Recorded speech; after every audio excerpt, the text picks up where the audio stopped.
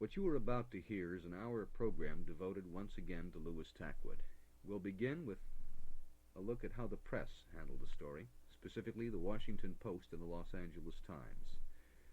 You'll hear both the Times and the Post versions of the Lewis Tackwood story.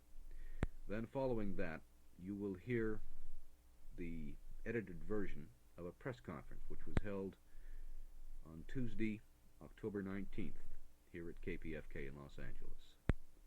The Los Angeles Times story and the story in the Washington Post both appeared on Sunday, October 17th, 1971.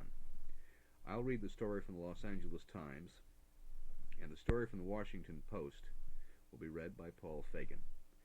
Here then is the story in the Los Angeles Times. The byline is Jerry Cohen, Times staff writer. The headline, Web of Intrigue Tightens on Police Informer. No way out for Lewis Tackwood. Ever since he was a runty kid, his cunning and cool have allowed Lewis Tackwood to connive and survive in that hostile world out there on the streets of Los Angeles. Until now. Now, at the age of 28, he is caught in a web of his own intricate contrivance. And for the first time it looks like there is no way out for Lewis Tackwood. A criminal by choice and a police informer because of his fascination with plot and counterplot, as well as for more practical reasons, Tackwood has lived by his own rules. To justify them, he developed a philosophy that is part ghetto-shaped, part the product of his native foxiness. Quote, crimes are a part of the game. I've always liked intrigue. It's like chess, which he claims to play well. You have to be a master at it. A man lives more than one type of life. You're two different people with two different conflicts of interest. You can't let one take possession of the other. Close quote. But the games have closed in on Tackwood. The two different people he claims to be are at war with one another, and conflict has taken possession of him. During the last 3 weeks he has told wildly conflicting stories, which could have vast repercussions not only for law enforcement and the militant left, but perhaps even for the nation. That's if any of what he says is true or even partly true.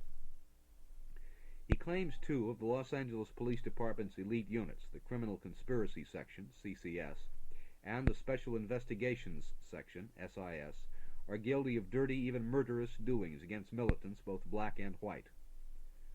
Among his original allegations in that respect, some of which he later softened, are these.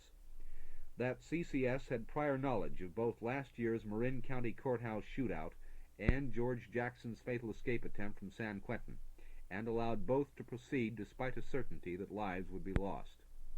That SIS funneled money and arms through him to Ron Karenga, then head of the US organization, with the understanding that the weapons were to be used to kill Black Panthers.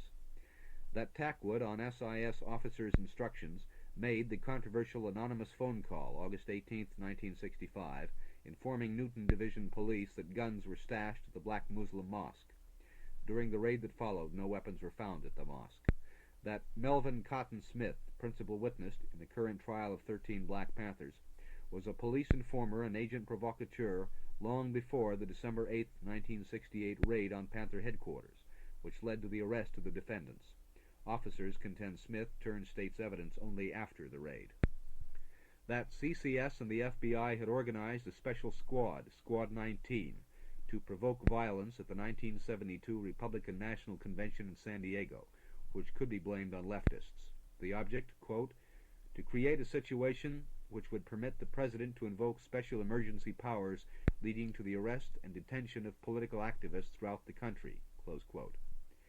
That CCS had sent him to the Bay Area to work undercover for the FBI and State's Bureau of Criminal Identification and Intelligence, CII. The object, to spy on militants there and to infiltrate the Black Caucus, two of whose members were elected last April to the Berkeley City Council. That because of his long service as an informer and agent provocateur dating back to 1962, LAPD granted him, quote, a license to steal, close quote.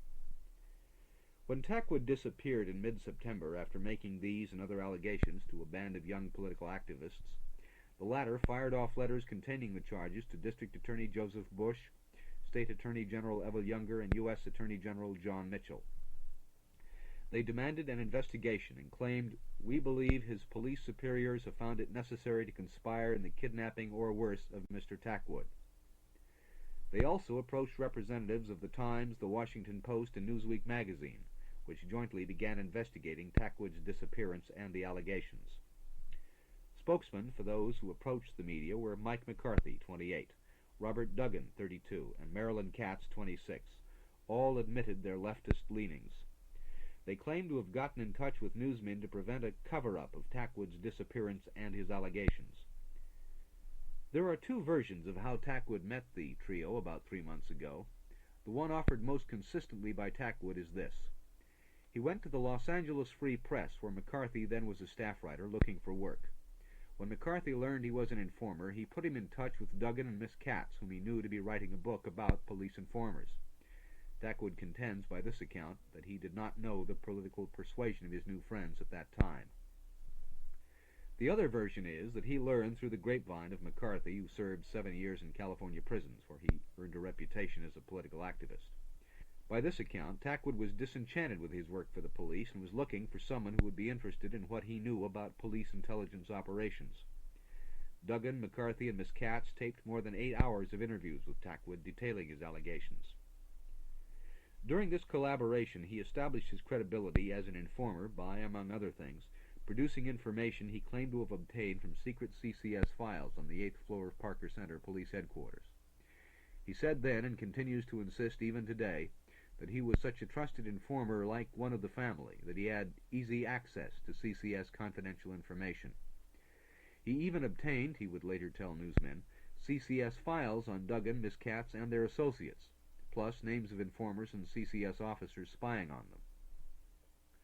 Once he claimed he called from a telephone from inside CCS headquarters itself to warn Duggan and Miss Katz their Venice apartment was the subject of a stakeout, and agents were going to arrest Duggan, who was planning to drive to the airport for a trip out of town.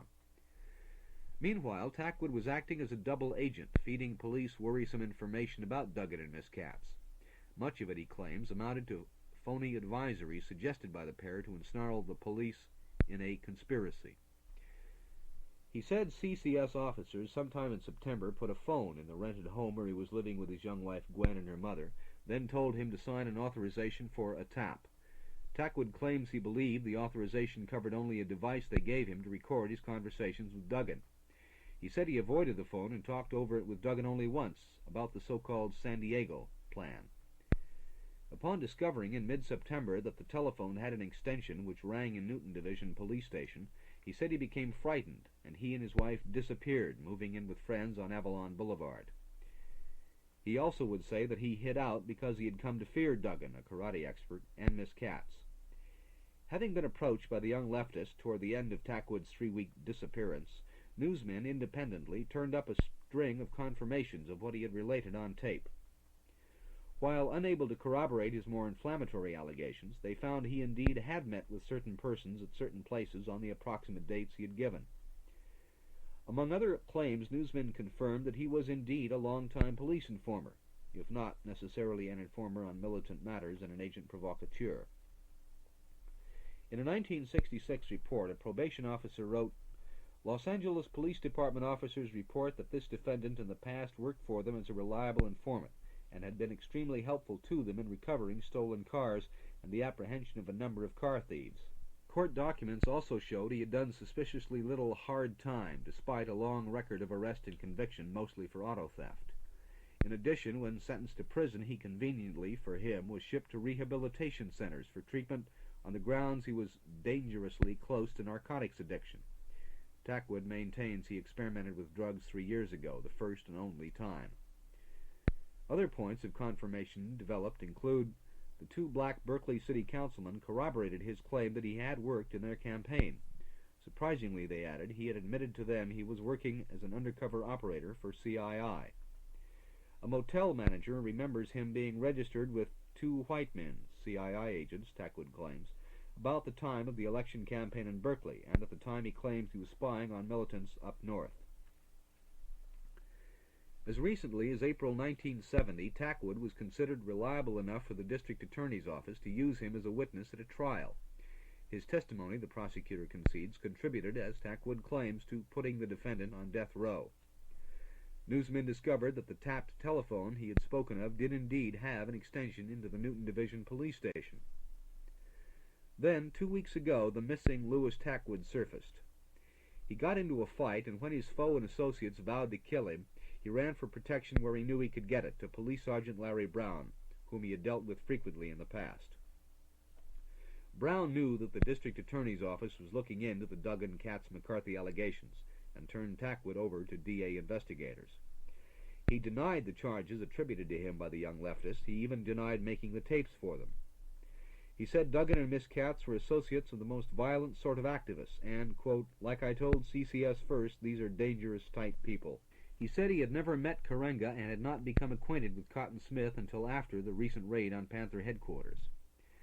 Later that day, Double Agent Tackwood, true to form, contacted the young leftists and told them he had been pressured by police and DA investigators to make the denials.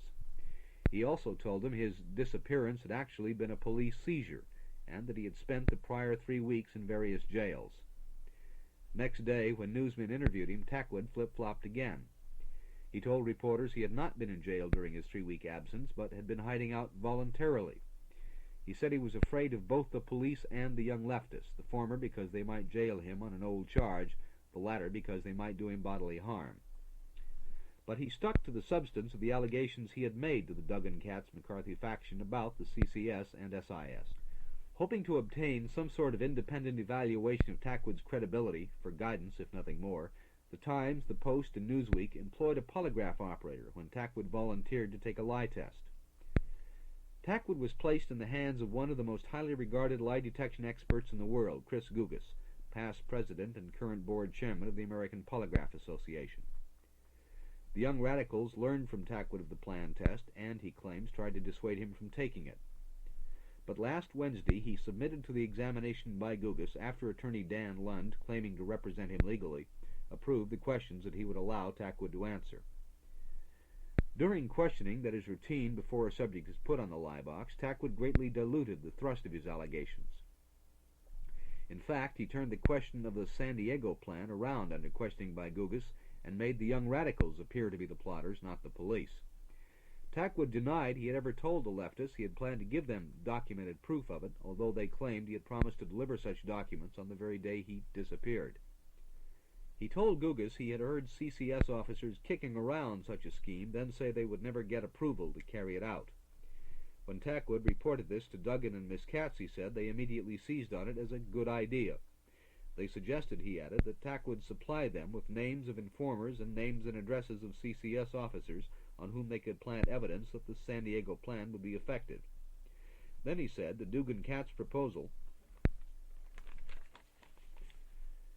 was that leftists would commit violent acts during the convention which could be blamed on CCS agents. He also softened his allegations about being the SIS Ron Karenga go-between. He said he had supplied Karenga with police money, not guns, that he had told Karenga that us should take means necessary to stop the spread of Black Pantherism, not to kill specific Panthers. Additionally, he said, he did not even know Cotton Smith before the raid on Panther headquarters, but had been told by an officer that Smith had been a police informer since 1967 and had helped plan and set up the raid. He stuck by his story during pre-testing by Gugas about supplying Karenga with money and about his involvement on the raid in the Muslim mosque. But on the advice of Lund, he said he would not answer questions on the lie box about either, lest he be liable to conspiracy charges. For the same reason, he declined to answer, while being polygraphed, questions related to his contention that he had passed CCS secrets to Duggan and Katz. These are crucial questions, of course, and if he had permitted them while in the box, they could have established he was lying about Karenga and the mosque. But Tackwood successfully answered other questions which Gugas described as critical in determining a subject's truthfulness while being polygraphed. In his report, Gugas noted no deception indicated when Tackwood was asked, and answered affirmatively, such questions as, did you knowingly lie to district attorney representatives last week by direction? Were you told by an LAPD officer that Cotton Smith was a police informer in the Panthers before the raid on Panthers headquarters? Did the police prevent your prosecution in criminal activities committed by you in return for your help as an informer? Did you participate with the FBI to locate a black militant training center in the Santa Cruz area, presumably before and after the Marin County shootout? Were you advised by 2 LAPD officers on how to stay out of prison? by claiming heroin addiction. Did LAPD officer Bob Sharrett, CCS Sergeant Robert Sharrett according to Tackwood, tell you that they had prior knowledge of the George Jackson breakout? Tackwood, according to Gugas, told the truth in his response to the critical questions he was permitted to ask while polygraphing him. Or, at least, said Gugas, Tackwood believed he was telling the truth. In his evaluation of Tackwood, Gugas observed, "The fact that he has been used successfully in many police investigations over the past several years would certainly indicate that Mr. Tackwood not only could produce information, but knew just how to get it. The subject admitted he was playing a dangerous game and also admitted that his illegal activities, prompted by Duggan and others, caused him to get into the present trouble. The writer is of the opinion that Mr. Tackwood is an opportunist who will work for the highest price. He admitted that he had perjured himself and had people sent to jail. He also admitted that he was an informer on many people who still think he is their friend. The examiner, taking all this into consideration, is still of the opinion that Louis Tackwood did answer all the critical questions truthfully on his examination. That Mr. Tackwood's statements have considerable validity." Following the lie test last Wednesday, Tackwood abruptly volunteered that he thought he needed protection from both the police and the young leftists. He suggested the DA's office might be the one to provide it.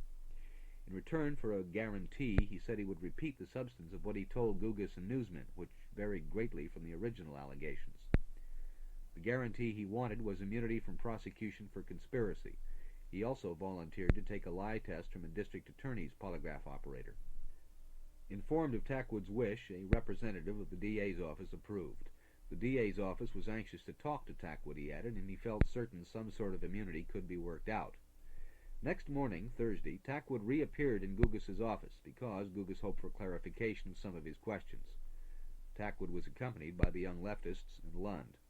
He pushed a note toward Gugas which said he had been kept prisoner by Duggan and Katz the previous night and proclaimed that he wanted to dismiss Lund as his legal representative. Shortly after, the Times reporter, at the request of and within earshot of district attorney's representatives, called Gugas's office and asked for Tackwood. Tackwood was asked if he was certain that he still wanted to talk to the district attorney's people. "Yes," Tackwood replied. Two investigators drove Tackwood from Gugas's office to the Hall of Justice, where he was questioned briefly by representatives of the district attorney's office, which announced it had launched a formal investigation into his allegations. He then was released, having agreed to return at 1 p.m. Friday to submit to a polygraph examination. Now what was disintegrating into a charade took another flip-flop, and so did Louis Tackwood. Instead of keeping his 1 p.m. appointment, Tackwood returned to the bosom of the Duggan-Katz faction, which proclaimed at a news conference at an FM radio station the next day that DA's investigators had kidnapped him from Gugas's office. Star performer at the news conference was none other than the mercurial Louis Tackwood, who repeated his original allegations. A DA spokesman then announced his office was abandoning its investigation of the informer's charges, releasing this statement: "There will be no further investigation because of a lack of credibility and good faith on the part of Tackwood in refusing to take the lie test."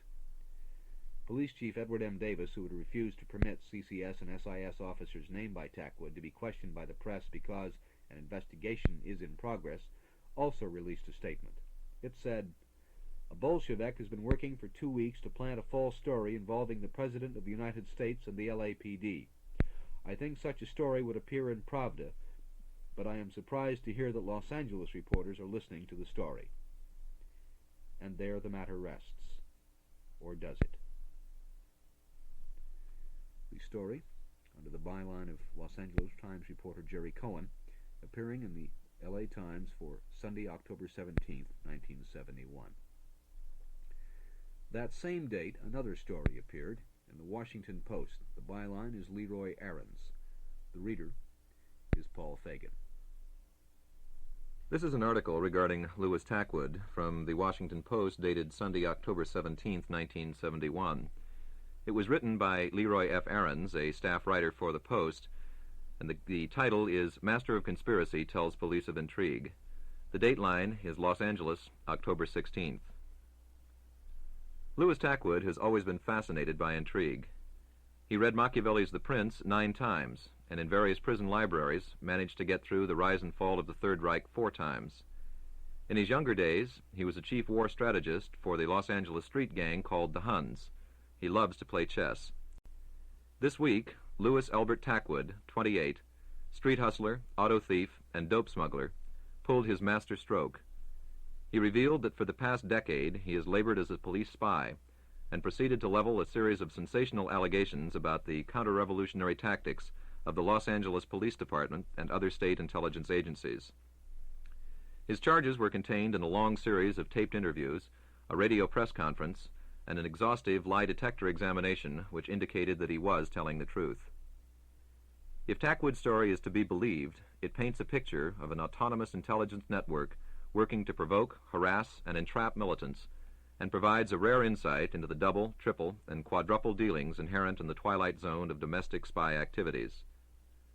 Tackwood made these charges: that police in Los Angeles and other parts of the state knew of the planning that culminated in the escape attempts at the Marin County Courthouse a year ago, for which Angela Davis has been charged, and at San Quentin last August, yet did not try to stop it. That the Special Investigations Section, the surveillance arm of the LAPD intelligence, assigned Tackwood to make anonymous telephone calls that sparked a police raid on the Black Muslim Mosque in 1965. That he was the contact man between SIS and Ron Karenga, leader of a black militant organization in Watts known as US. Tackwood, a slender, intense Negro, said he delivered money and orders to Karenga to take care of the growing Black Panther organization in Southern California. Two Panthers, Alprentice Bunchy Carter and John Huggins, were slain at UCLA in late 1968, and two US members were then later convicted. That officials of the department's Criminal Conspiracy Section, another branch of the intelligence network, told him where to buy arms and dynamite to protect his cover while infiltrating the Black Panthers. That members of the intelligence division in general gave Tackwood a, quote, license to steal, close quote, and he says in one case to kill, in return for his services as an informer. That he had sat in on meetings where plans were made by federal and local agents to disrupt the 1972 San Diego Republican Convention and then blame it on political leftists. The accusations were quickly ridiculed Friday by LAPD. Chief Edward Davis called the San Diego assertion the work of a, quote, Bolshevik, and said, "I thought that the story would appear in Pravda. I'm surprised to hear that Los Angeles reporters are listening to it," close quote. Police officials would say nothing else. Attempts to speak with officers of SIS and CCS were rebuffed. Without police comment, some of Tackwood's accusations were clearly uncorroborated. Moreover, the experience of 10 days of interviewing Tackwood, on and off, makes it clear that he is capable of distortion and lying. But there are indicators that lend credence to his story. Chris Gugas, a polygraph expert, found after 2 days of testing that while Tackwood was, quote, an opportunist who will work for the highest price, he did answer all of the critical questions truthfully on his examination, close quote. Tackwood was asked 13 questions, including, quote, did the police prevent your prosecution in criminal activities in return for your help as an informer? And did LAPD officer Bob Sherritt tell you that they had prior knowledge of the George Jackson breakout at San Quentin, close quote. He answered yes to both. Gugas said he took Tackwood's story because minute details to pin him down and make sure he was not lying, and concluded, quote, the examiner is convinced that Tackwood's statements have considerable validity, close quote. Secondly, an exhaustive research over the last 3 weeks by this reporter and 2 others confirmed that without question Tackwood was a police informer, acknowledged by police, and had been in many of the places and at the times he said he had been there. Why Tackwood chose to make his story public is another study in intrigue. Several months ago, he approached a reporter for the Los Angeles Free Press, an underground weekly, in search of a job, so he says. The reporter, Michael McCarthy, put him in touch with a leftist collective in Venice, whose members say they were preparing a book on police intelligence activities. Over 3 months, Tackwood taped in extensive detail the saga of his life as a spy. Somehow, the LAPD got wind of Tackwood's activities. At the same time, the leftists, primarily Marilyn Katz, 26, a Students for Democratic Society expatriate from Chicago, and Robert Duggan, a former member of RYM2, a spin-off from SDS, sought information from police files on informants and militants, which Tackwood said he had provided. They also asked him, he said, to plant phony clues of militant activities. Faced with having to give different stories on all sides, Tackwood finally disappeared when he found that the police had planted an extension to his telephone at a precinct near his house. The Venice radicals, fearful that they would be blamed for his disappearance, called in 3 reporters and told them the Tackwood story, sharing the tapes. They also sent letters to the local district attorney, the state attorney general, and the U.S. attorney general, alleging that Tackwood had been kidnapped by law enforcement authorities. A week later, Tackwood turned up mysteriously at the district attorney's office with conflicting tales about where he had been. In the presence of police and attorneys, he denied everything in the tapes, including the fact that he had ever made any tapes. Once free, Tackwood told reporters that he had been pressured to deny everything by his former friends in the intelligence branches. In the ensuing week, until Friday's press conference, Tackwood shuttled among the reporters, the polygraph office, the Venice group, and the DA's office, sprinkling conflicting tales along the way. Quote, "I've always liked intrigue," he confessed at one point. "It's like a chess game. You have to be a master at it. Doing what I was doing, you live more than one life. You're 2 people with 2 different conflicts of interest. You can't let one take possession of the other." Close quote. Louis Tackwood was born in February 1943 under inauspicious circumstances, an illegitimate child in New Orleans. He was taken to Los Angeles at age 7 to join his father, a dope peddler, who was shot and killed by a rival dealer 4 years later. Here, he soon became bored with school. He says it was too slow for me, quit in the 10th grade and took to the streets, and says it was more interesting planning crimes. By 15, Tackwood was committing burglaries. At 16, he was briefly committed to a state mental hospital, where psychiatrists said of him, quote, "Schizophrenic reaction, lack of empathy for others, occasional loose and idiosyncratic associations, some paranoid tendencies, and aggressive acting-out behavior," close quote. In 1962, he was arrested for auto theft, but he says an officer named E.C. Williams offered him immunity if he would help apprehend other car thieves. Thus began his new career. As reflected in probation and court records and an FBI rap sheet, Tackwood was arrested at least a dozen times in the next 9 years, but spent very little time in jail. Most times his cases were dismissed or marked no disposition, occasionally with the notation that, quote, "defendant worked as a reliable informant," close quote.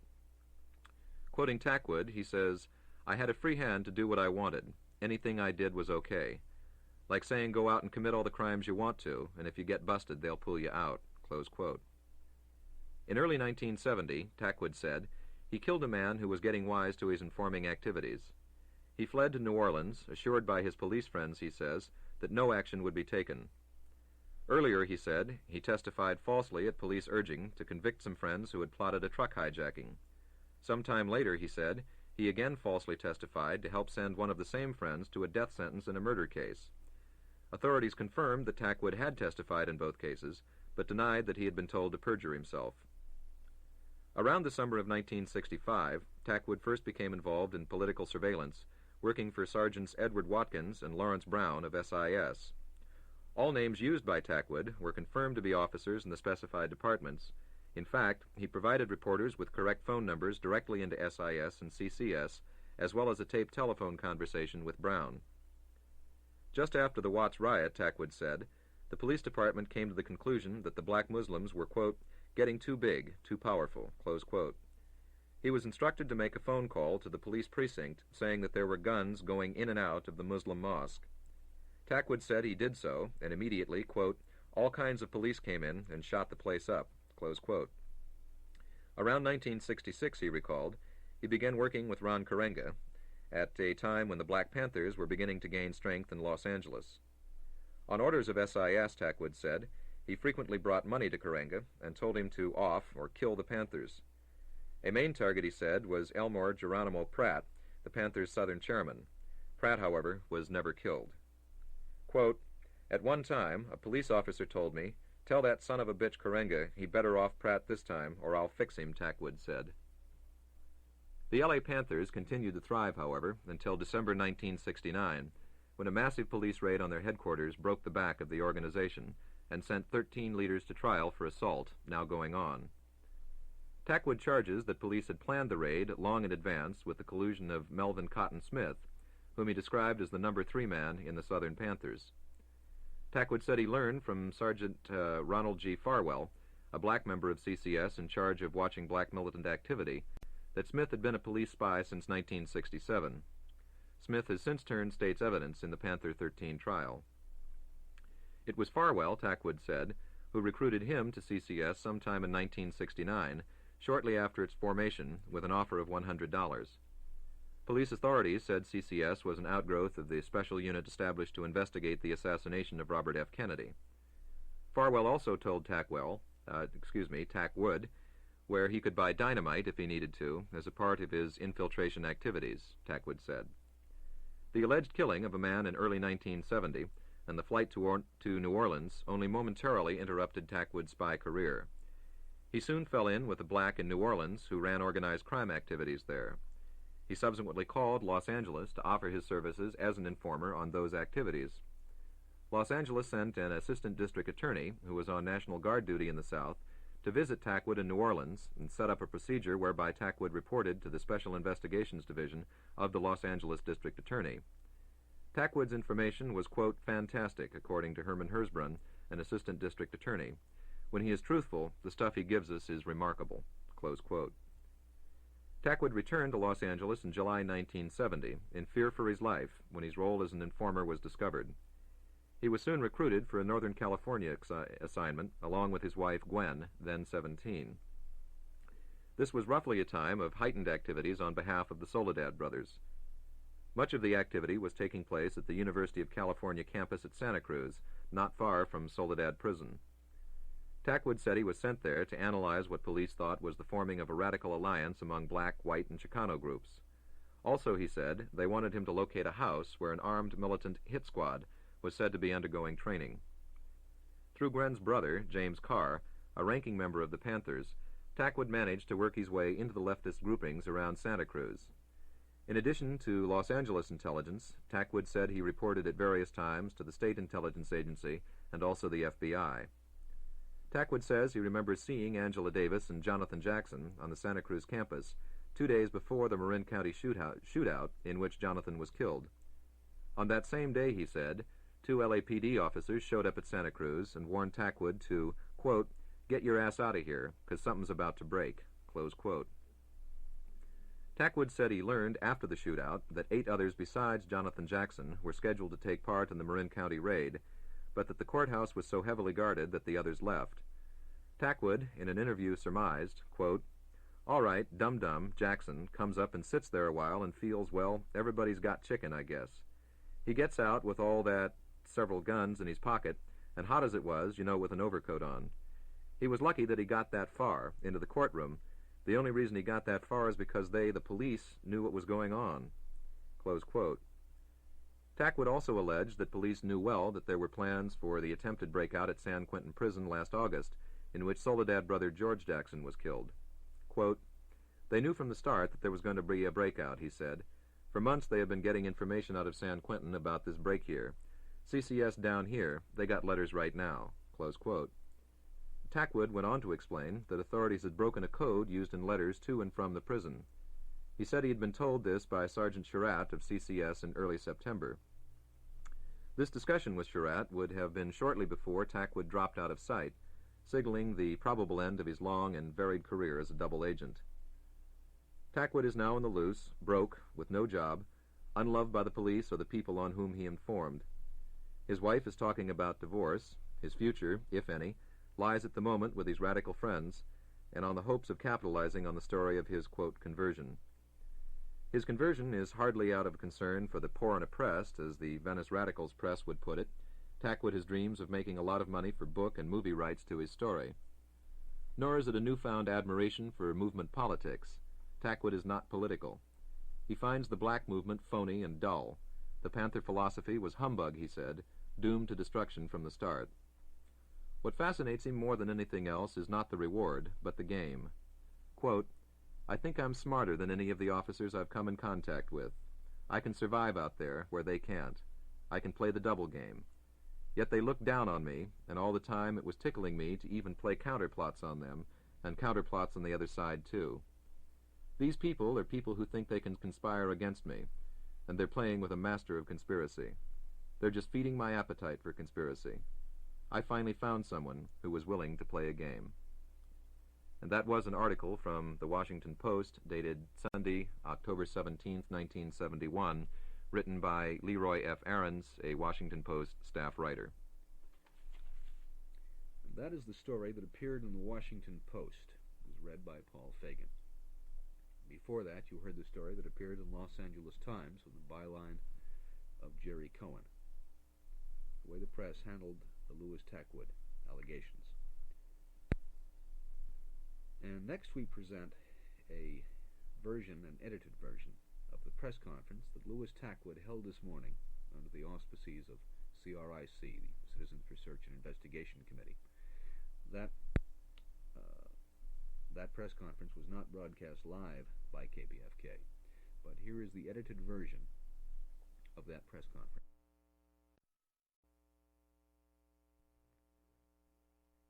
I personally call this press conference because I felt that the story hasn't been told quite like it really happened. You know, I mean, I've read several news articles in several papers.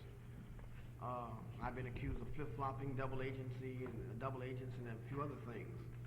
I'm not going to make a long statement. I'm going to tell you, I'm going to leave it open to the press to ask me any questions they want to ask me related to the stories that have been printed. I feel that I'm going to tell you that I have not been treated fairly, like I said, by certain, by a certain newspaper. I'm going to tell you in their presence this morning, and I'd like to clear up all that too. And he's here; he can ask me questions too. Thank you. I'm sorry, like I said, I feel I was compromised. I went along with it for some reason. I'm going to tell you, like out of really fear, mostly. But like I'm gonna tell you, and I will admit, I'm used to playing the games on both sides of the table, and I can see when something's to my advantage and something's not.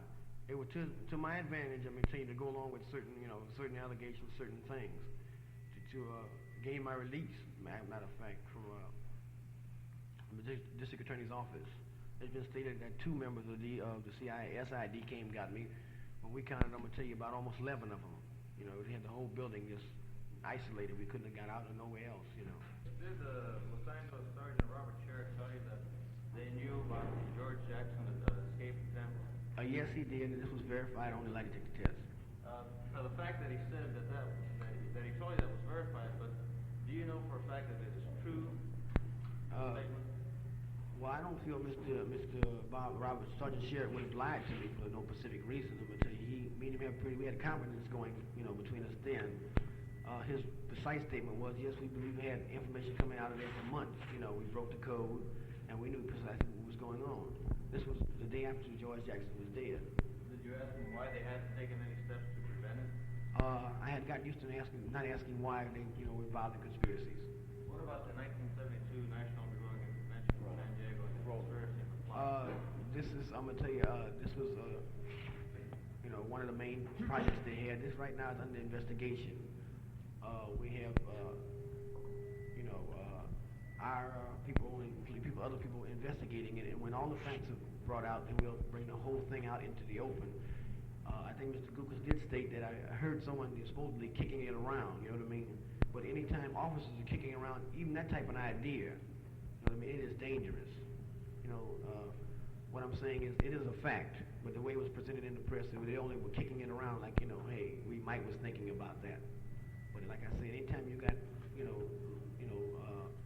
prominent police officers kicking around killing, the killing of politicians, I'm going to tell you, then they're going to be above and beyond their duties. Then are you charging that the police were plotting to disrupt the convention and Yes, I blame am. it on liberals? Yes, I am. Mr. Tackwood, regarding that, were you attached to the lie detector at the time that Mr. Gugas questioned you about the 1972 convention incident? I went through so many tests with Mr. Gugas, I don't Do you recall that specifically? We went through like 3 or 4 hours of this, and what I'm saying is, you have to ask Mr. Gugas. I don't have a copy of the complete Do test. you recall being questioned by Mr. Gugas with the polygraph about the 1972 convention incident? I recall somewhat of that. I mean, there were so many questions. Like I said, Mr. Gugas took me to 2 days of it. Yes, I understand. So that. what I'm saying is, I don't know if he's made that report public or whatever, you know. No, I'm asking you, not Mr. I don't Googis. recall. I mean, like I said, Are you saying you don't know whether you were polygraphed with that Otherwise, series of questions or not? I'm gonna tell you, you have to be involved in it first of all to know the test. I don't know. I'm asking you, do you remember? No, I know it's on tape. Do you know what you told Mr. Googis? Yes, I What told did him. you tell I Mr. told him that I told him the officers' names involved in it. I told him the agencies involved in it. We went through the whole detail of almost the thing.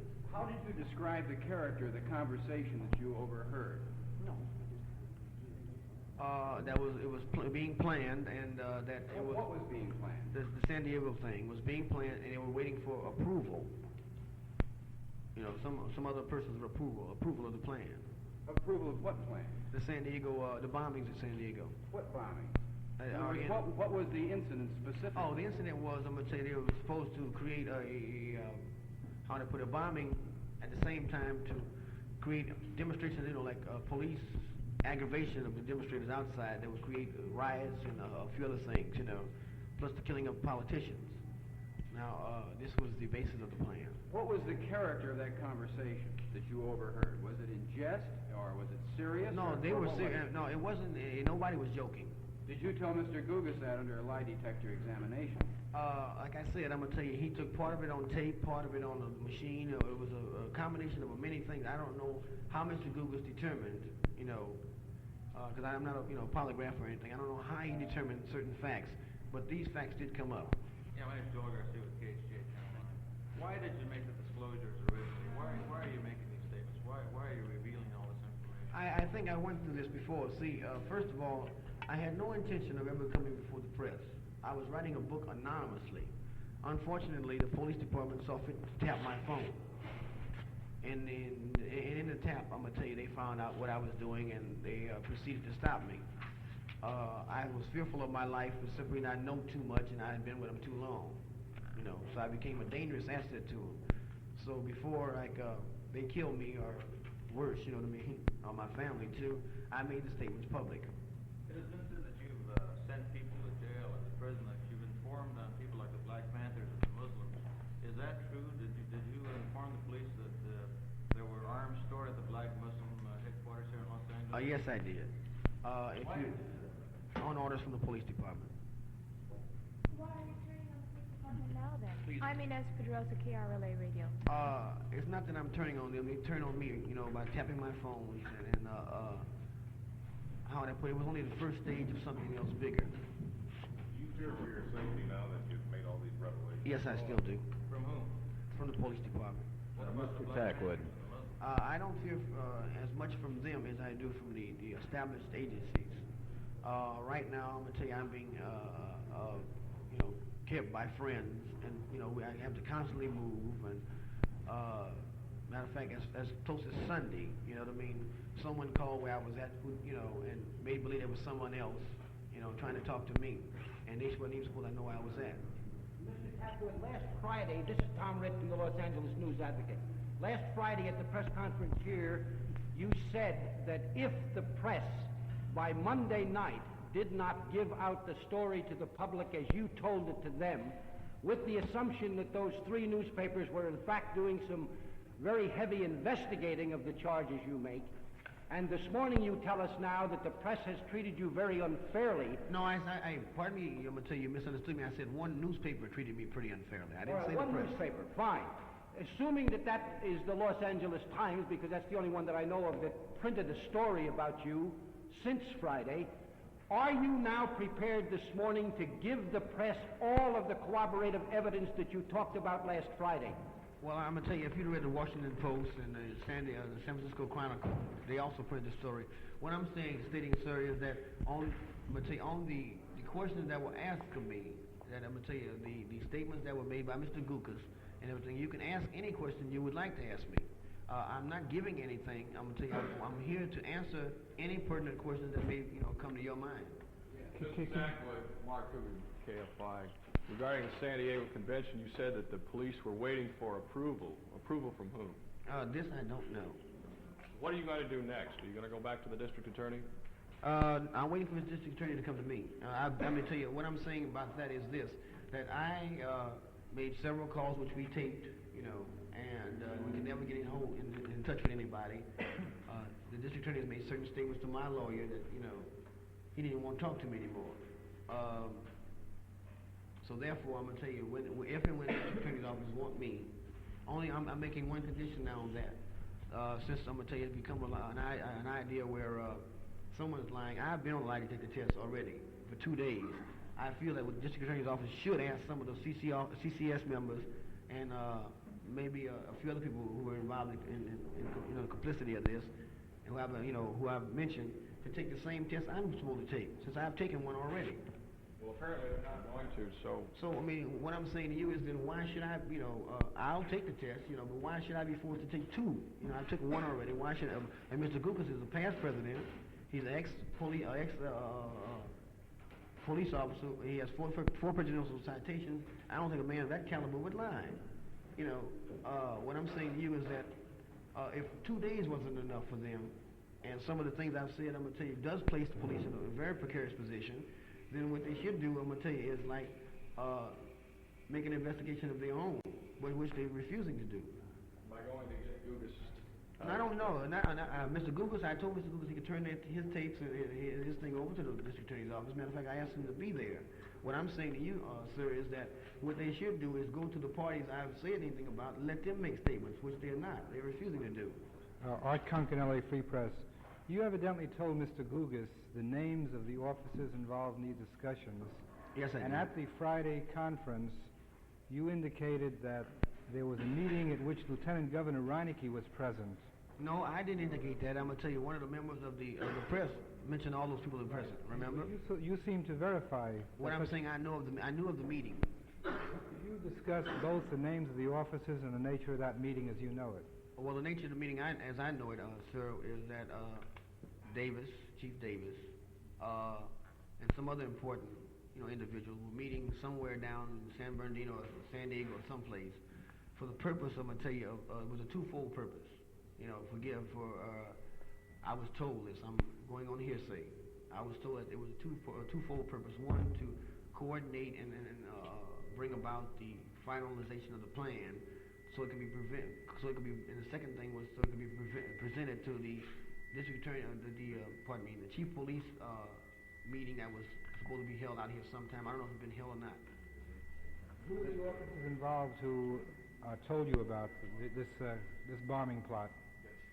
All of us in KPFK, can we turn it down? We're getting a feedback. Well, I'm going to tell you, the officers to my knowledge, sir, I'm going to tell you, Ed Birch of the Squad 19, I'm going to tell you, Lieutenant Gill of the CCS, I think Dan Mahoney was matter of fact, I don't think I know for a fact, Dan Mahoney and Bob Sherritt. I don't know who from intelligence, I have to tell you. It was somebody out of commissioner's office I just met once. And they've been having meetings up there for quite a few days, Do you doubt your own information? Because you prefaced your remark by saying that this is just hearsay. No, I'm saying hearsay on that one conversation, who was at the meeting, sir, and why was the meeting being held. All of us in KPFK News. How did you know your telephone was tapped? Well, I was moving, see, because of my landlord, who you can check with, stated there was too many white police officers running in and out of his house. We lived in the back of him. So we had to move. So in the moving process, I had the phone that they gave me. I was going to have it transferred. When I got the phone company, they said, yeah, we can transfer it. Then the lady said, wait a minute, would you like your extension that is at 14-something Newton Street, transferred too? He said, because we have to get the mileage rate on that. It's $20-some now. We've got to figure out, since you're moving a little further out, how much it's going to be. And this is when I found out that in Newton, the address she gave me is the Los Angeles Police Department Division at Newton Street. Mr. Tackwood. Mr. Tackwood. Go ahead, sir. Yes, Carl George, KNXT. Are you telling us now then you were not kidnapped from Mr. Gugas' office? No, what I'm saying is, sir, I'm going to tell you, if 4 SID members walk in, 4 armed SID, let me explain the story on that. Mr. Cohen is here this morning, so let me explain the story on that, okay? We knew, I had made a tape of it early that morning, Mr. Cohen was supposed to show up with 2 security guards from the LA Times. 2 security guards from the LA Times. We knew that Mr. Cohen was, what he was trying to do was take me someplace and put me, and this and that. Okay, we did not know Mr. Cohen would send 4 SID members, well armed. I mean, they came in like Gestapo. You know what I mean? They came in just like them. Didn't you state to someone that you wanted to be polygraphed by the district attorney's people? No one ever mentioned a lie detector test by the district attorney's office to me at all. Are you saying that you never stated to anyone that you wished to be polygraphed by the district No, it was attorney? no. I'm gonna tell you, I thought Mr. Gugas was the best in the nation. Were you asked by the polygraph? There's 2 more questions. Go ahead. Were you asked under the polygraph whether or not you were carrying money or guns to Karenga? I think so, yes, sir. And it was clear that I was. You were asked that. Yes. Were you asked the question whether or not you called police to trigger the black Muslim raid? Yes, I was. You were asked that question? I think I was. I'm not sure. I think I was. I was asked something like over. I'm gonna tell you over a period of 2 days. I was asked something like 300 questions. You're not sure then whether you were asked those 2 questions? I think if Mr. Cohen and or one of the Mr. Flemings here would give you the results of that test, the question. I don't know, sir, what Mr. Gugas based his test on. Like I said, I was asked over 300 questions. Yeah, but you remember being in the booth with Mr. Well, let me explain something to you, sir. At the same morning, matter of fact, the SID members took me off the lie detector machine then. I was on it then. What I'm saying to you is, sir, that I had been on it and off of it for a period of something like 6-7 hours. Now, he asked me many questions. You know what I mean? For me to go back and say I remember each and every one of them is to be lying to you. Let me ask you, how long have you been a professional police informant? Since 1962. And how big a part is lying as part of an informant's job and part of his weaponry tool? How would you rephrase that? You mean, in other words, like lying to who? To anybody. In other words, you have to make up stories, I would think, as part of the profession. Well, no, I'm gonna tell you. Well, sir, you work factually mostly because, like, you must create. You know, you can say lying, but you must create the atmosphere or the idea that whatever you're carrying through, you must live that part. It's no lying because you can't tell a person you can do something and you can't produce it. In other words, Have you ever found the need to lie? Oh yes, I'm gonna tell you. We all lie at our own times. You know what I mean? That don't make me a professional liar, though. You're not a professional liar? No, sir. Would you regard yourself as a professional prevaricator? No, sir.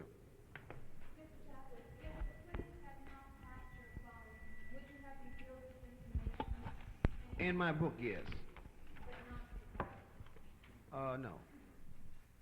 Mr. Tackwood, is it possible? Would you please identify yourself?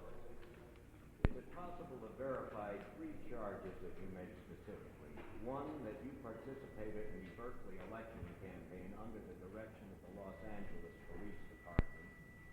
2, that the principal witness for the prosecution in the Panther trial was in fact a police agent prior to the election. And 3, that you made the telephone call that led to the raid on the Muslim center. All right.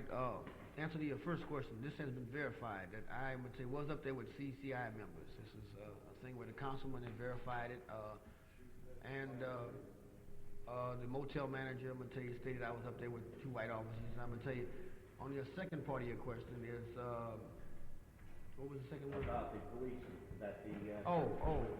the only way that can be verified, like I say, Mr. Gugas stated I was telling the truth on that question, you know. The only other person can verify that is Mr. Smith or Mr. Sergeant R.G. Farwell. Now, on the third part of your question,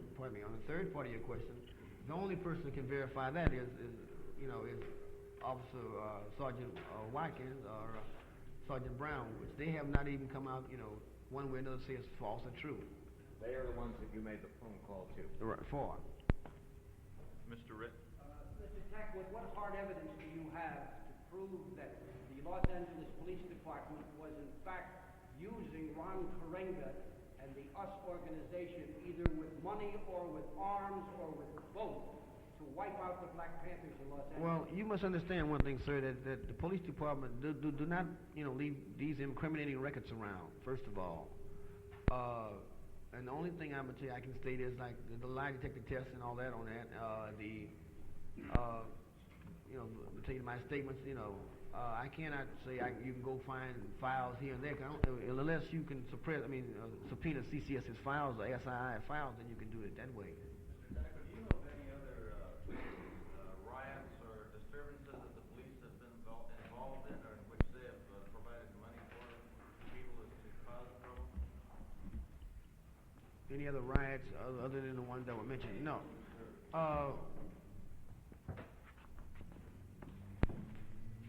No, I'm gonna tell you, I can't honestly say it. What I've dealt in, I can honestly, say things on. What I haven't dealt in, I wouldn't even surmise about. No, let's clarify something, sir. You keep saying the police department. The unit I'm talking about is above and beyond. They have their own radio units. You know what I mean? Their own cars, and we dealt in cash. All right, let's talk about that unit that which you referred to, the PII or Special Investigation. CSS. Do they have a special fund using taxpayers' money to provide funds for organizations like us and other groups? I would imagine so. They come up with the cash every time they need it. I don't know where they're getting the money for. What are you talking about? In other words, like the one incident, like I see a lot of people driving over a lot of things I'm saying. Like the thing I'm saying, like we have on tape too, is that I bought 1,800 over for dynamite, which out of state with taxpayers' money, and the police, I'm gonna tell you, never arrested the man.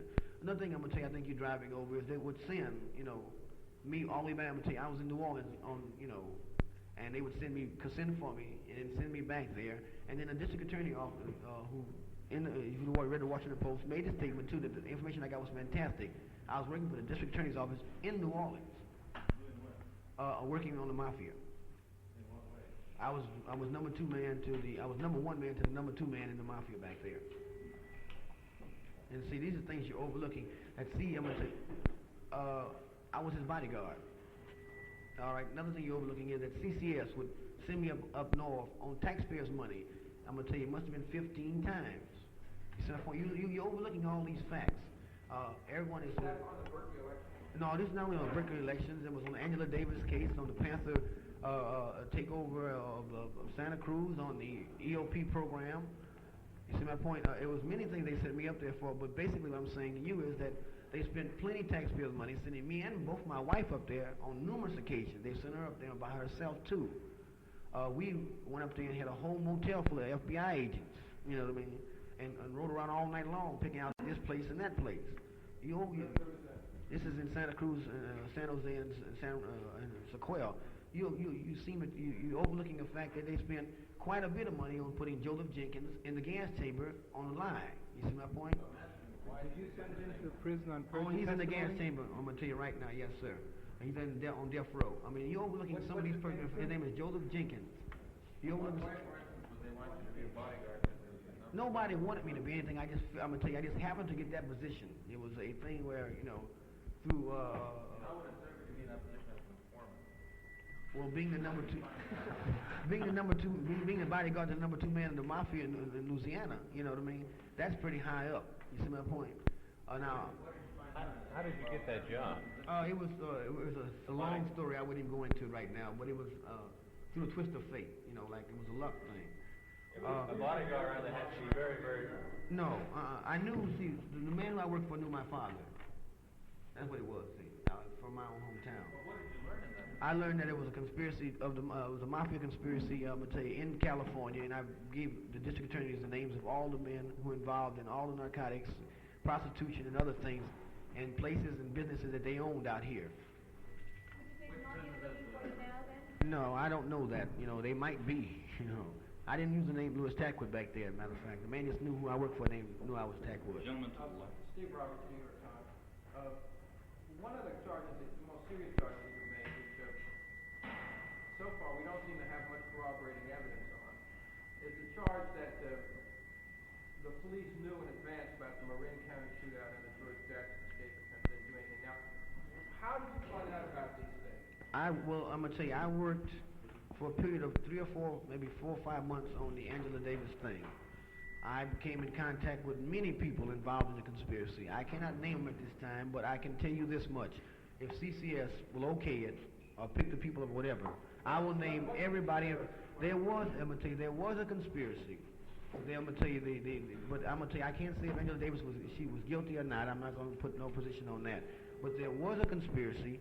There was, I'm gonna tell you, a place that the conspirators did train at. I'm gonna tell you, on a military type action, that CCS was very much aware of this, that they sent me up north because of this to find this out. They knew the people involved in it, the people who helped with the money. They know the places they were meeting. They know the people. They know everything about the whole entire thing. This is from my personal experience. On the George Jackson thing, I'll go to that. Let me ask you a question on this. When you say it's a conspiracy, did it involve the people who eventually were involved in the shootout? Yes, they have people they have never even touched. You know what I mean? Like, they've got Angela Davis up there on the conspiracy, but yet the people who were directly involved in it have never been prosecuted. I cannot name them at this time. I think I said, if you go to CCS and they okay me naming them, I will. Were they friends of Angela Davis? Can you say that much? Let's just say that I wouldn't say they were friends of Angela Davis because of the position she's in now. I would say that that these people, you know what I mean, are ran in the same general, you know what I mean, circle. So they weren't police? These are not police, I'm going to tell you. These are people that were, you know, I will say that police were very much involved in the conspiracy. Yes, I will say that. They were very much involved in it. In what way? Infiltrated? Well, I infiltrated it, you see my point? So therefore, me being there is like being an agent of theirs. Once they, and like they had other agents there too. One thing is being overlooked, that Cotton Smith has supposedly turned state's evidence, but Cotton Smith was up north, you know what I mean? He went from the north all the way to Texas. He knows all the gun stashes of the Panther Party, all the people involved, but yet the police have not come up with no new revelations, just the Panther 13. It is kind of funny that the man turning state's evidence that high up in the Panther Party have not mentioned any other names but the people they're trying to convict right now. Are you saying that Angela Davis is being framed? I'm saying that the whole entire thing was framed. Explain that. Anytime that you know of a conspiracy, know the people involved in the conspiracy, and I'm going to tell you, you are a part of it. I'll say this much. If Angela Davis is guilty of pre-knowledge, then so is the Los Angeles Police Department. Did somebody set Angela Davis up to buy the guns? Is that what you're saying? I'm saying that I'm going to tell you, I cannot, tell you why the guns were bought or nothing like that. I'm saying this much, that I will stand in a courtroom if it's Angela Davis or anybody's, if it's on my own trial, and I will state, like I said before, if Angela Davis is guilty of a conspiracy, so is the Los Angeles Police Department. Now, why did the Los Angeles, from your knowledge of the way they operate and why they operate, why did they allow this plot to go ahead? This is part of the makeup of CCS. I'm going to tell you, they have knowledge of a whole lot of plots. You see my point? Not only this one, but I'm going to tell you the George Jackson plot. They knew about it, they let it go on. They knew about the so-called takeover of the EOP program of the black militants. You see my point? Well, why did they let it go on? This is, like I say, a way of saying, well, look at the name. I'm trying to tell you now, look at the name of the organization, Criminal Conspiracy. You know what I mean? They are more involved as conspirators than anybody. Well, because they want to let people go ahead and... I don't know the reason they're doing these things. I'm going to tell you, if I knew this reason, I'm going to tell you, then I could say, hey, well, you know, all I'm saying is, hey, I know that they are very much aware of a lot of conspiracies going on around the state, yet they do nothing. Like I stated before, you know, like, here's a man who sells me a case of dynamite, you know what I mean? And yet, here's a man who's been known to be involved in 2 major bombings.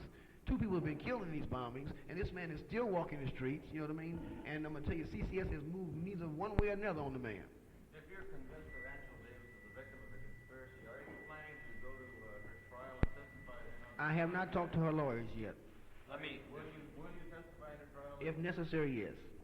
The information that Mr. Tackwood has given us has been passed on to Angela Davis's attorneys, as well as the attorneys of the Los Angeles 13. So they now are fully aware of all of the implications and the people involved. Mr. Kushner?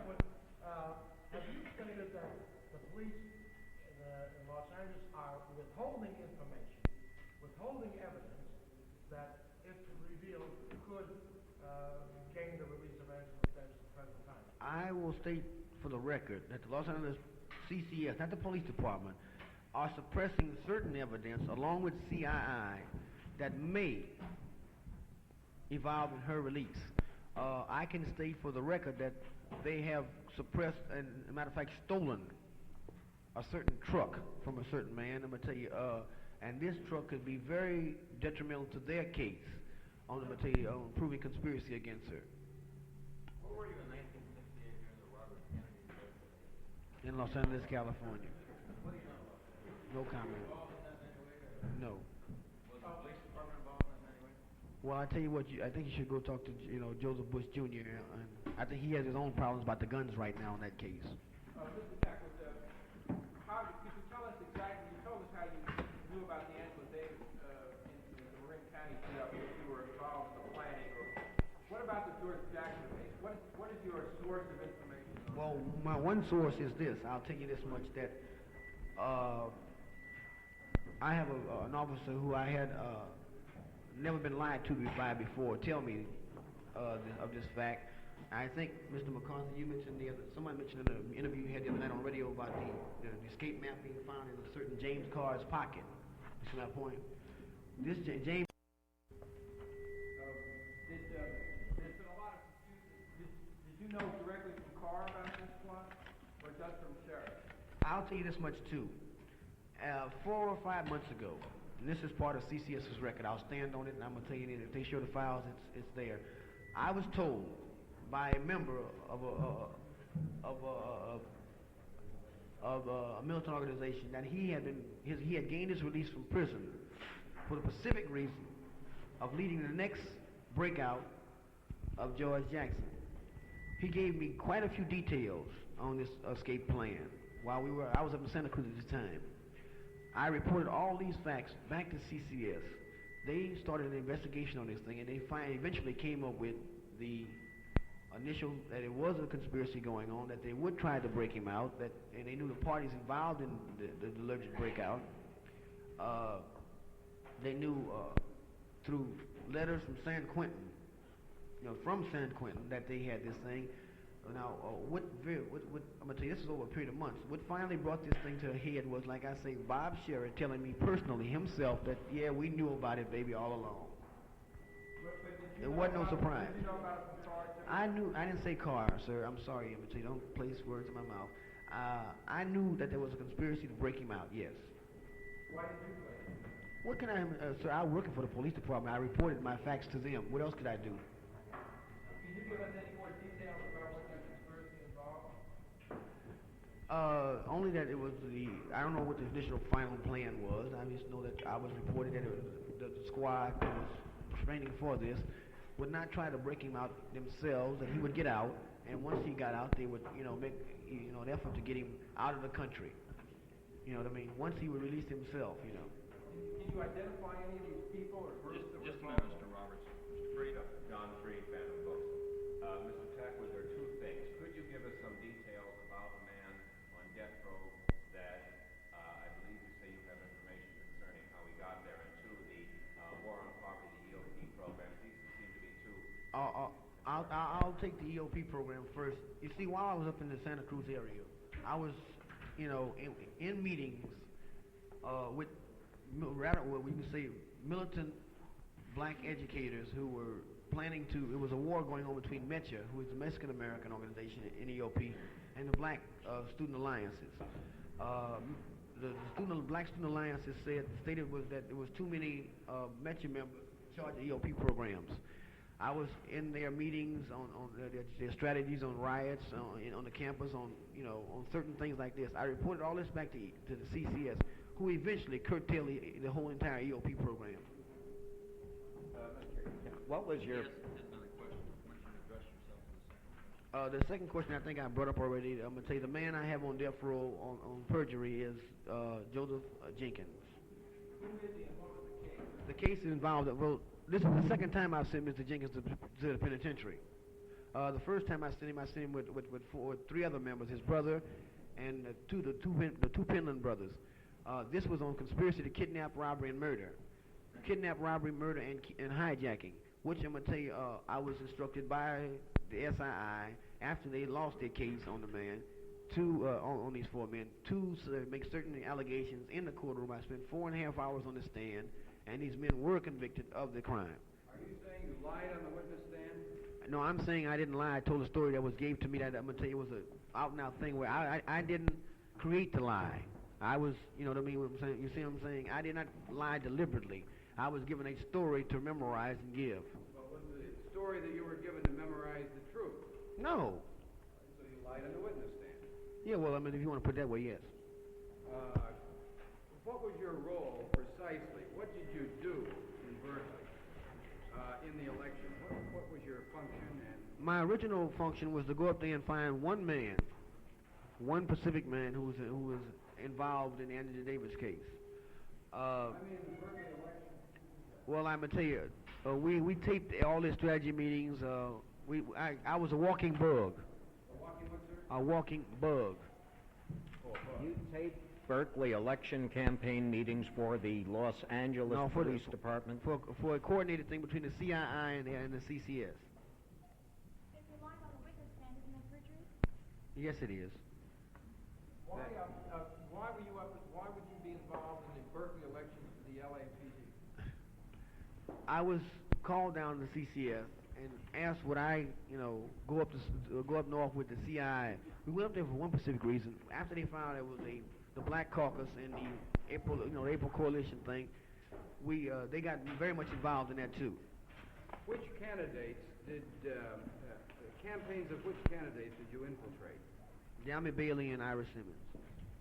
And do you recall any of the meetings that you attended with the wearing the bug or the device? No, this spans over a period of 3 different times I went up there for a period of a lot of weeks. We also bugged strategy of the Angela Davis Defense Committee was sent to me. We bugged their strategy about certain things. We had a bug on everything and the bug on the room, the cars, everything. And was there no effort on the part of the Berkeley candidates to determine whether or not their meetings were bugged? As a matter of fact, I think the candidate, I'm going to tell you, Mr. Yami Bailey, has stated that I was burnt by him. The bug dropped out in the bathroom, and I did explain to him I was working for CII and I was a part of the thing. He admits all of this. In other words, you didn't volunteer that you were a member of CII. It was only after you were discovered that you... When the bug dropped off me in the bathroom. Mr. Tackwood, were you ever told why it was necessary to infiltrate the political campaign? I never asked questions, sir. But you never were told? No, like I say, I never asked questions of my superiors. I just went along with the program. But nobody volunteered why you should infiltrate ostensibly normal political campaign? They didn't consider it a normal political campaign, sir. The officers I was working for up there were 2 ex-Berkeley policemen who had been involved in Berkeley for 9 years, one person, and 7 years the other. To them, it was a major thing because of the implications of radicals taking over a city council or whatever, Can you give us the names of those 2 policemen?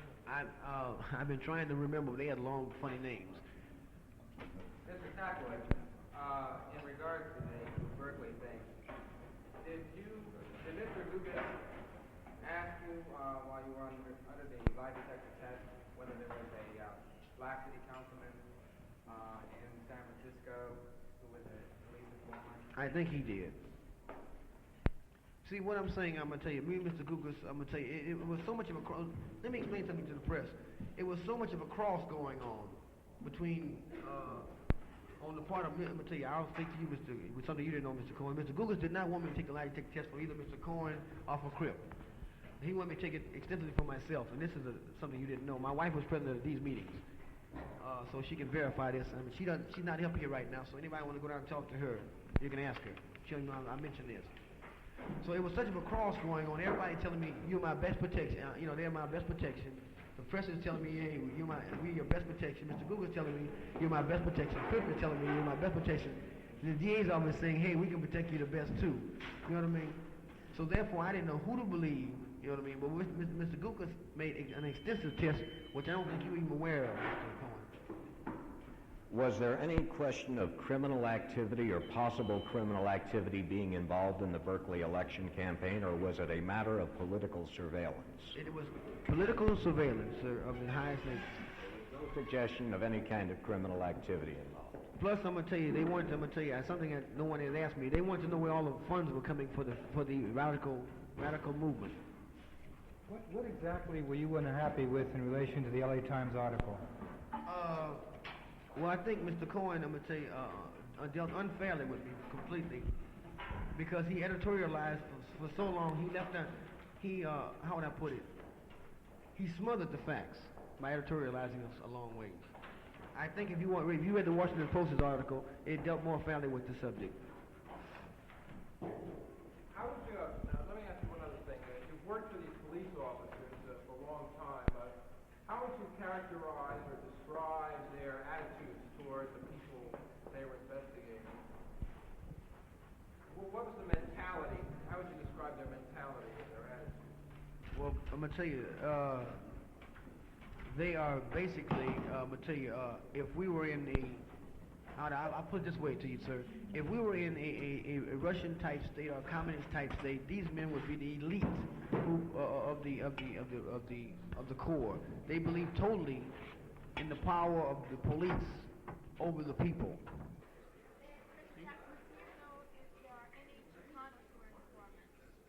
Yes. They work for CCS the same as I do.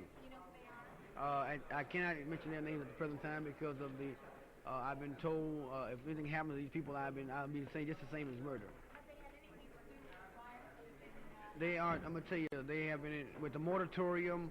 Some of them on the moratorium committee. They are.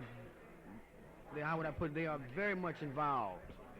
You know, very much involved with the Chicano movement. They are so deeply involved with it through a couple of Chicano officers up there that they tend to create situations before they even happen. Well, let me tell you something. Almost on all the moratorium meetings and marches they didn't had, the police, through the sheriff department, directed by CCS, has. If you notice by the press itself, I haven't kept a hold of the stories, but people out in the vicinity will tell you that the police were the direct cause of the violence, and that they always tend to create the violence around peaceful demonstrations. The demonstrations were planned, coinciding police action. Are the leaders of the moratorium committee aware of these? I don't think they are. No, I don't think they are. What I will do, I will not make public to the press or anything, but if the moratorium committee or people who are involved in these organizations, such as the Panthers and others, will come to me, you know what I mean, personally and sit down and talk to me, then I feel that each organization can handle their own thing their own way. That way, I'm going to say no one knows what happened. Let me ask you again on the EOP thing. You mentioned it was a struggle between Metch and BSU? Yeah, BSA. This was created by the establishment themselves. Well, they made first of all, they made the black man in charge of the EOP program. Then they cut his throat and made the Chicano, and they tried to keep the Chicano and the black man on the college campus always at each other's throats. Are you trying to say that the police are trying to pit one race against the other? They have been doing it for a long time. Well, let me ask you one thing. Now, there's another situation that has arisen recently here in Los Angeles. That's EYOA, where the Chicanos have walked out claiming that the black administrator is unfair in hiring practices at EYOA. Now, would you say the police has something to do there too? Well, if you think about EOP, the EOYA is only a branch of it, I think, or offspring of it. It's the same type program. Anywhere you have a situation where it's controlled by one race or the other, the police steps in and become provocateurs through agents. They have agents in the Mexican community who will create, hey man, them some dirty black boys down there, you know, and they have agents within the black community stating, hey man, the Mexicans ain't treating us no kind of way fair. And this creates an atmosphere of distrust between the races. Eventually it creates so much animosity that it's a separation line there. This is the police works on constantly. This is one of their premises. If you can divide them, you can conquer them at all times. This is one of their things. This is how they have built a system across America of the divide and conquer of races. They keep the black man at each other's throat constantly by using the use of neighborhood gangs, the use of other organizations. You see my point? They keep the Chicano at odds with himself by the same thing. They have provocateurs within the community who on one hand is saying, hey, you know, Viva La Raza, on the other hand is stabbing the La Raza in the back, all in the name of the establishment. In other words, are you saying that the police sees the black and brown community as enemies? No, the police see the black and brown community as a battleground what they see it as is how I'll put it even better. They see the black and brown community as being totally dependent upon the establishment for funds. You see my point? And long as the dependency is there, they use what they see them as sheep. They can lead one way or the other. It's a thing where they use these people, and the premise for this is the money. Everybody's fighting for gain control of the money.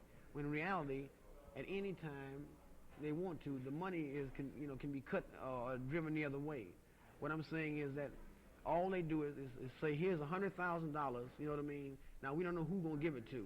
This creates a little animosity right there. Everybody's fighting for this little pittance they're gonna give them. You see, this little welfare they say, what we would call it.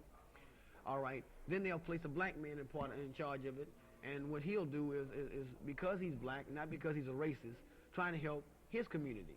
You see my point? This isolates the Chicano in feeling that, hey, man, the black man is, more just as racist as the white. All right, and on the other hand, what they'll do, they'll place the same thing in the Chicano's hand, and because he believes in his race, not a racist at all, he'll, state, hey, man, well, let's help the Chicano now. And this creates the animosity in the black man's eyes. So you cannot never get a fair division of anything. No two people of any race, white, black, Chinese, or whatever, going to ever agree on the same thing. And this is what they basically work on.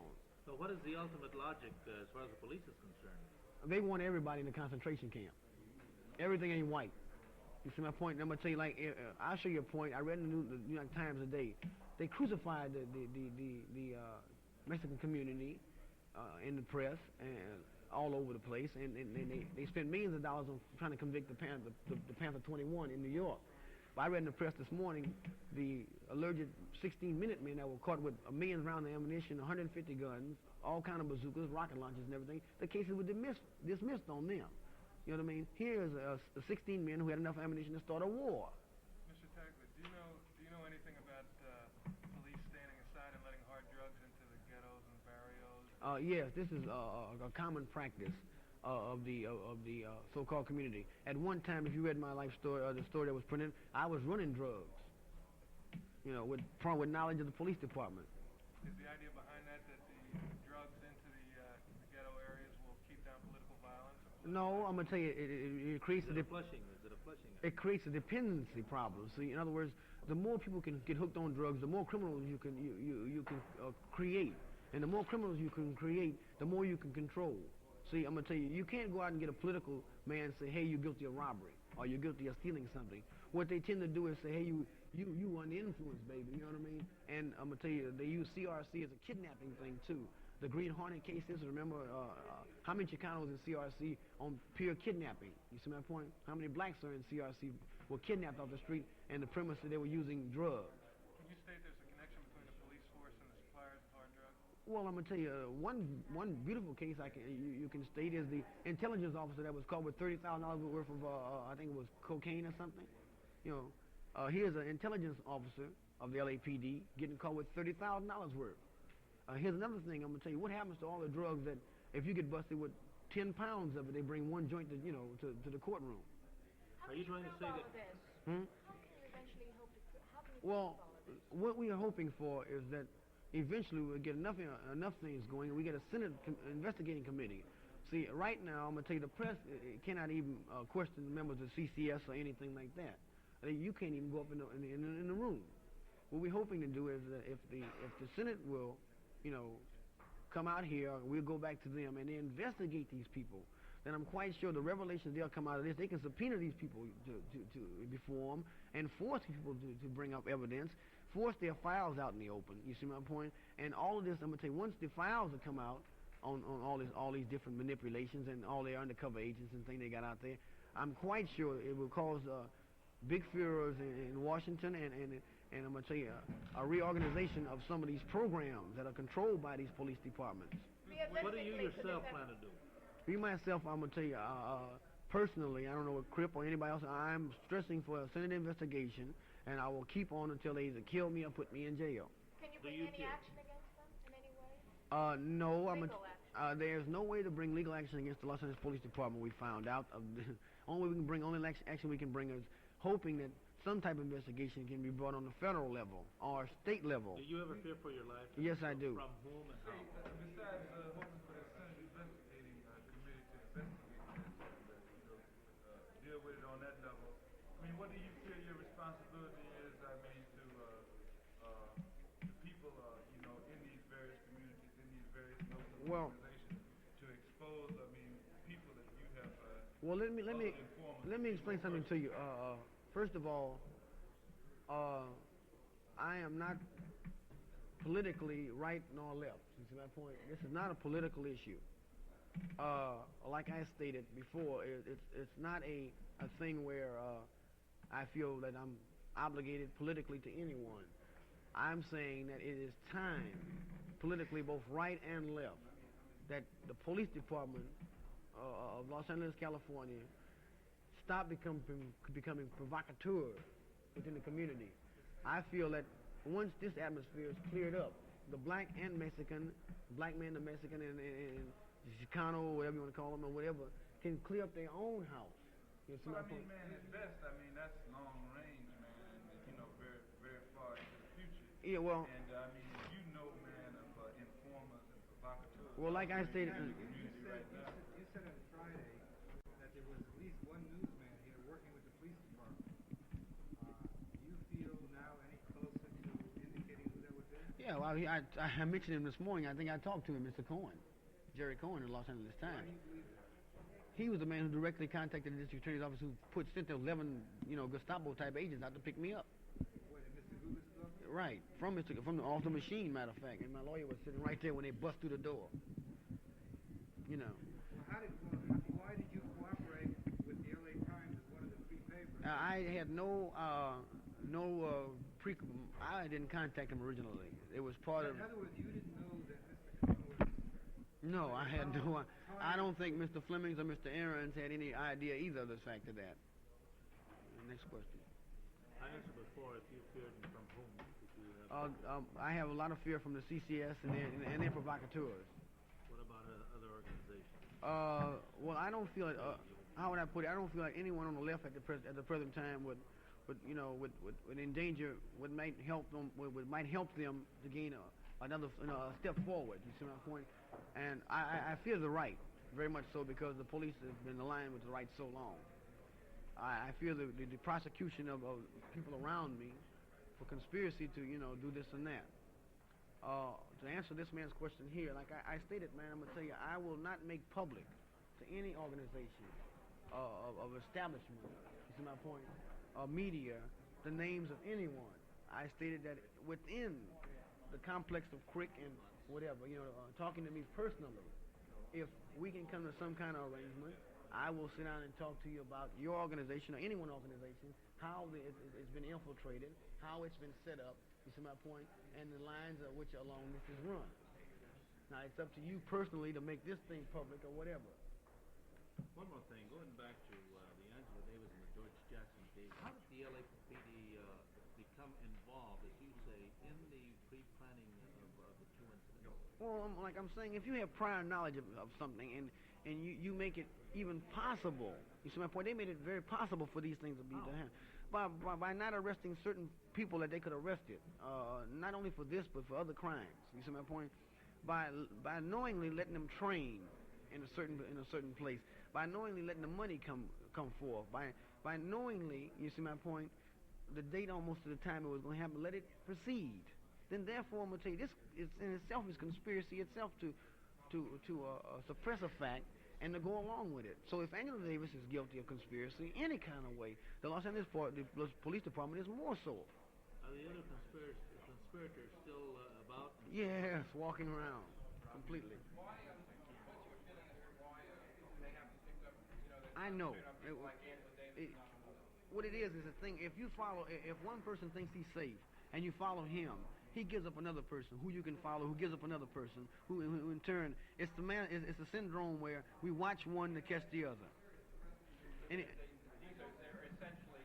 following these people to develop more information. They're more valuable out. This is the only way this is the only way CCS can ever accomplish their task. So, in other words, there's only 14 of them, yet they're statewide. They're everywhere you can get your hands in. There's only 14 of them? only 14.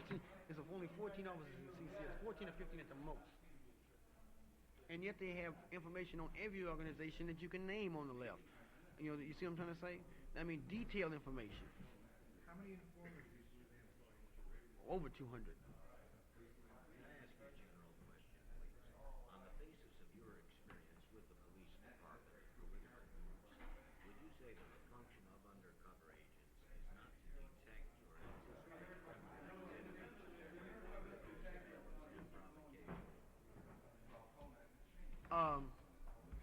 I will say this much. He acted shamelessly with the district attorney's office. What I'm saying is that once some information is found, agents like myself then proceed to build a conspiracy themselves. If the conspiracy is not to the point where it would be an acting fact, we help, if necessary, plan the thing. You see my point? And bring the thing off, bring it about. Why is that? To then give them an excuse? Right. It's only an excuse to gain a further step in the direction of complete police control. In other words, you're saying that it's a basis for victimization of political dissidents. Right. No, it's a basis for centralization of all police forces. In other words, they're creating victimization. Yeah, that's what it is. They're victimizing they're victimizing the public too, using their taxpayers' funds. Mr. Tackwood, in this latest chronicle, Barney Bailey, councilman in Berkeley, says that your story about his discovering you is not accurate. You came to him voluntarily. Well, I only got one thing to say about that. Even if I'd have came to him voluntarily, it was his duty as a man on the left involved with black people who knows almost half of Angela Davis, the people on her case. It was his duty as a man on the left, you see my point, who's very much involved in the community as a leader, to go to the man I was investigating and warn him that he was being investigated. But until now, Mr. Bailey has never went and warned anyone about this. Who was the man you investigated? I cannot say it this time. But regardless of whether he found it out or you told him, What I'm saying, he he has confirmed it, and he has stated he never told anyone. And I had been up there, months, a period of time. What I'm saying to you is like, if someone comes to you with a bug, with two white boys, and say, hey, I work for the police department, if I say that I work for them, you see my point? Or if you caught me, it is your duty as a black man involved in the community, supposed to be a leader, to go and make this news public. I'm sorry to go over this ground again. I want to get part of it. You talked a lot about a training camp in Santa Cruz. This was found. This was prior to the Marin County. Prior and after, and this was found. I cannot say any more on that subject. I don't think this is part of the case that's still pending, What case? You mean the Marin County case? Steve, there are cases right now pending, are legal and cases. this is There part are of it. implications in this, and until the attorneys in those cases give us the go-ahead to release that information, we simply can't do it. I mean, we're trying to give as much information Mr. Tackwood has made available as possible, but at the same time not to prejudice defense case in court. Which case? You're talking mainly about the Angela Davis? No, I'm talking about the whole situation that evolved out of his work in the North, and that includes a lot more people than Angela Davis. We're not specifically relating to Angela Davis. There are other cases which are under investigation either by CII or CCS, which are involved in terms of conspiracy. I think I can say this much, that the police department are still compounding conspiracies on people, and nothing is still involved in creating certain conspiracies. It would be unfair to the people who are under this type of vicious, and vindictive investigation to make anything public right now. You said you had documentation about the San Diego bombing. This is something we're holding on to because we are still investigating. We're coming up with more things out of San Diego that would even build a better case for us. Some things I didn't even know about. And I think Mr. McCarthy and Crick when it was time to bring out this investigation, we will. But it's in the investigation stage, and there's been some very nice startling facts made. A whole number of people. Well, Crick is one of the organizations, and we are in touch with